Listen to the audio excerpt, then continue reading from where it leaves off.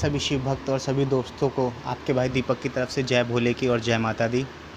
दोस्तों, आने वाले सोमवार की और महाशिवरात्रि की आप सभी को मेरी तरफ से बहुत बहुत बधाई हो। दोस्तों, मैं भी एक शिव भक्त हूँ और बाबा का हर साल जल लेकर आता हूँ और अपने मेरठ ज़िले के ओगरनाथ मंदिर में बाबा का जल अभिषेक करता हूँ।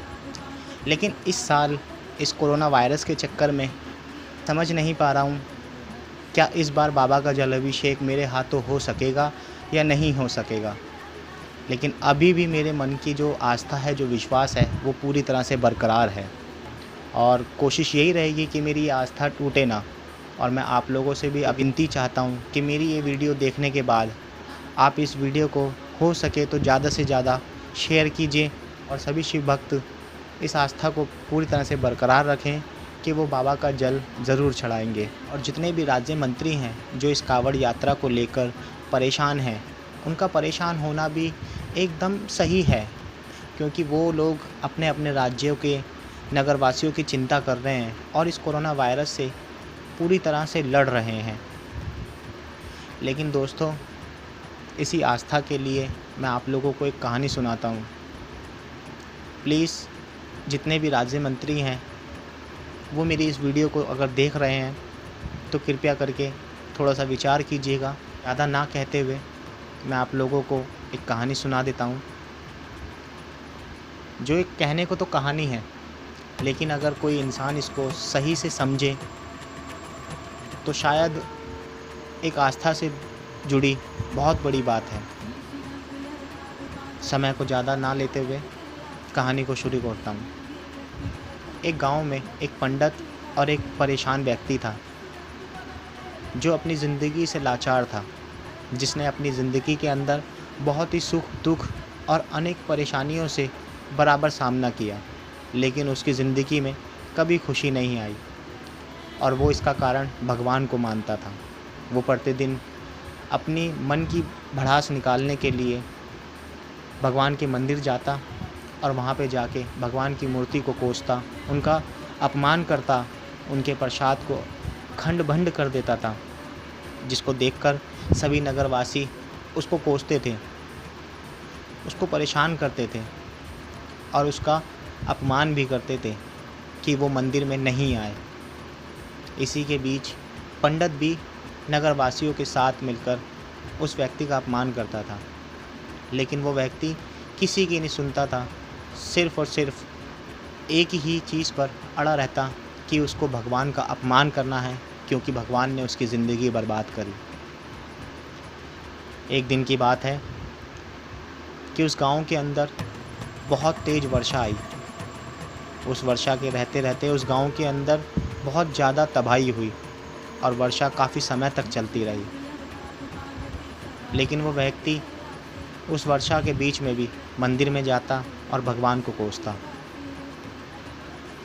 उसी बीच उसने देखा कि मंदिर के अंदर कोई भी भक्त और कोई भी पंडित पूजा पाठ के लिए नहीं आता।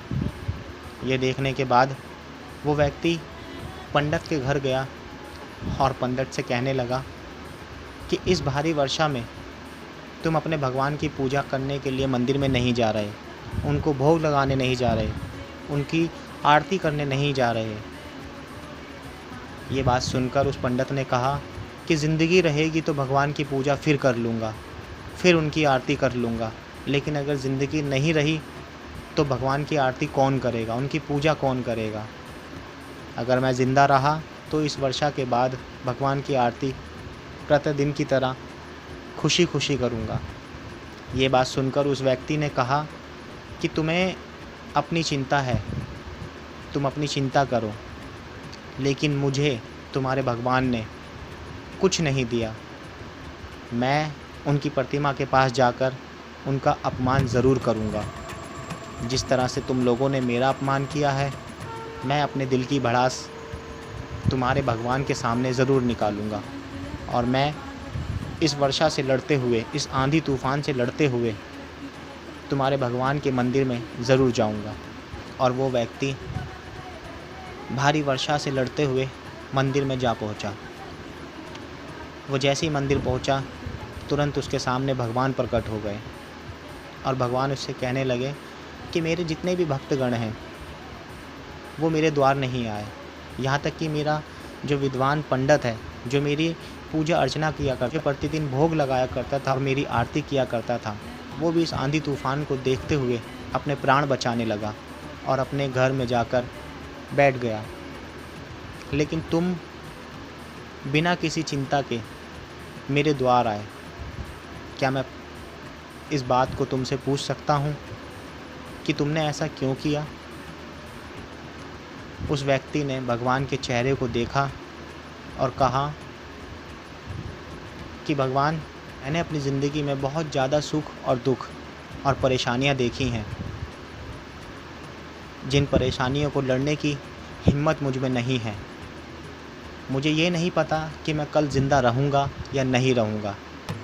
मुझे मौत तो फिर भी आनी है, क्योंकि वो मेरा सत्य है। मैं अपनी मौत को टाल नहीं सकता। लेकिन अगर मैं आपके द्वार नहीं आता तो शायद मेरे मन को मोक्ष नहीं मिलता, मुझे शांति नहीं मिलती। मैं अपनी मृत्यु को तो प्राप्त हो जाता, लेकिन अपने दिल पर एक बोझ लेकर चला जाता कि मैं आपके द्वार आकर आपको कोस नहीं सका, अपने दिल की भड़ास नहीं निकाल सका। किंतु आप मेरे सामने क्यों प्रकट हुए? आपने मेरे सामने दर्शन देकर मुझे अपमानित किया। भगवान ने कहा कि मैंने आपको अपमानित नहीं किया। आप भले ही चाहे मुझे कोसते थे, मुझे गालियाँ देते थे, मेरा अनादर करते थे, लेकिन आपके मन में एक भावना थी, एक आस्था थी जो मुझसे जुड़ी थी। उसी आस्था को देखते हुए मैं आपके सामने प्रकट हुआ। दोस्तों, इस कहानी को सुनकर आपको कैसा लगा ये तो मुझे नहीं मालूम, लेकिन मैं सिर्फ एक ही बात कहूँगा कि आस्था और विश्वास से बढ़कर कोई नहीं। हम इस कोरोना वायरस के चक्कर में अपने घर में तो बैठ जाएंगे, लेकिन कल क्या होगा हमें नहीं मालूम। इस कांवड़ यात्रा को लेकर काफ़ी सारे ऐसे भक्त हैं जिनको ये नहीं पता कि कल उनके साथ क्या होने वाला है। इस कांवड़ यात्रा के अंदर बहुत से ऐसे भक्त भी जाते हैं जिनको अपने धर्म, अपनी जाति से कोई लेन देन नहीं है। सिर्फ़ और सिर्फ अपनी आस्था पे वो भगवान का जल अभिषेक करते हैं। ऐसे बुज़ुर्ग और ऐसे विकलांग भी हैं जो सच्चे मन से बाबा की पवित्र नगरी हरिद्वार में जाकर माँ गंगा का जल लेकर और पैदल यात्रा करते हैं। बहुत ज़्यादा कठिन परिश्रम के बाद बाबा का समय अनुसार जल अभिषेक करते हैं। यहाँ तक कि मैं खुद 20 साल से बाबा का जल लेके आ रहा हूँ और ये सोचा था जब तक इस शरीर के अंदर प्राण रहेंगे बाबा का जल लेकर आता रहूँगा। लेकिन इस वर्ष ऐसा लग रहा है कि शायद, मुझे नहीं मालूम कि आने वाले कल में मेरे साथ क्या होगा। मैं जितने भी राज्य मंत्री हैं सभी से एक अपील चाहता हूँ कि जितने भी कांवड़ यात्री हैं उनकी भावनाओं के साथ, उनकी आस्था के साथ आप लोग नहीं खेलें। मौत तो हमें कल भी आनी है, उसका कोई भरोसा नहीं है, आप उसको टाल नहीं सकते। लेकिन अगर किसी की आस्था दबी रह गई तो शायद आप अपने आप को कभी भी माफ़ नहीं कर पाएंगे।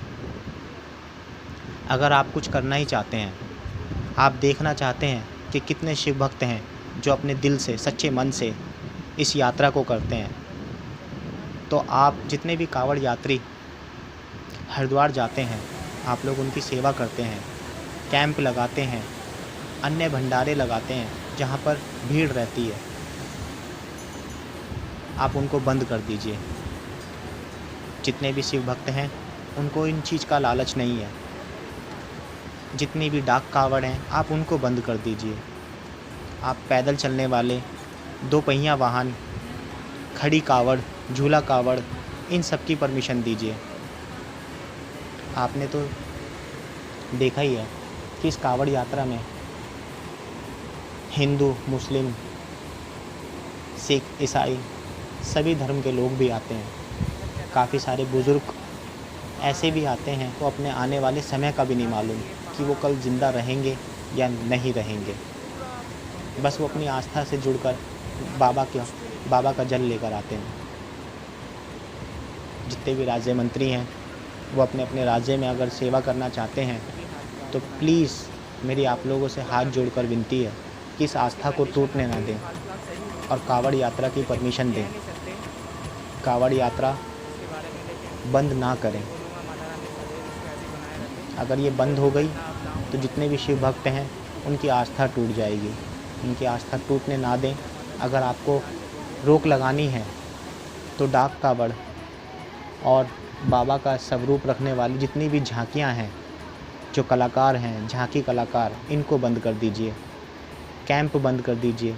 4 व्हीलर 3 व्हीलर जिसमें ग्रुप जाता है इनको बंद कर दीजिए। ट्रैक्टर ट्रॉली जिसमें बड़ी कावड़ें जाती हैं आप इनको बंद कर दीजिए।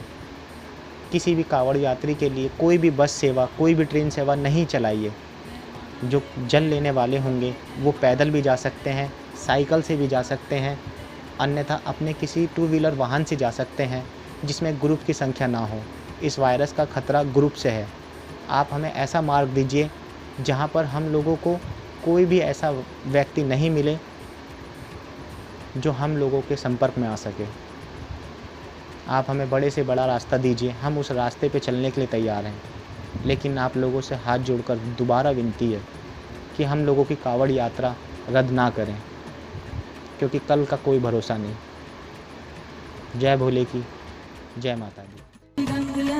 पार्वती सदा विराजत कैलासे, नंदी भंगी नृत्य करत है गुण भक्त शिव की दासी। शीतल मत सुगंध पवन में बैठे हैं शिव अविनाशी, करत गान गंधर्व सप्त सुर रागिनी सब नासी।